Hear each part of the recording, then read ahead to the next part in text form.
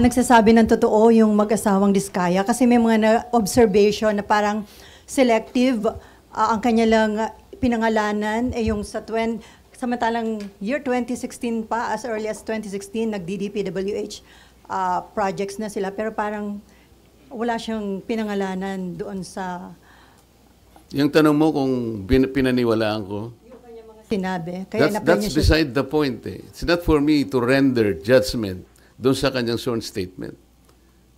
Iyon ang kanyang sworn statement. At sinabi niya roon na nanganganib po yung buhay ko namin dahil sa lumabas po kami na ganito. At bukod doon, bago siya gumawa ng isang sworn statement, minabuti ko para masiguro ko na talagang voluntaryo ang kanyang gagawin. Sabi ko sa emissary niya, pasulatin mo siya sa akin kahit na handwritten note na talagang voluntaryo niyang gagawin at kung bakit niya gagawin yon. Nasatisfy ako doon sa kanyang sulat. Kaya sabi ko, sige, sabihin niyo sa kanila, gumawa sila ng sworn statement. Hindi para sa akin na i-judge yung sworn statement. Ito will form part of the proceedings na pagdating ng araw, ito ay gagamitin po ng korte. Mahaba pong proseso ito eh.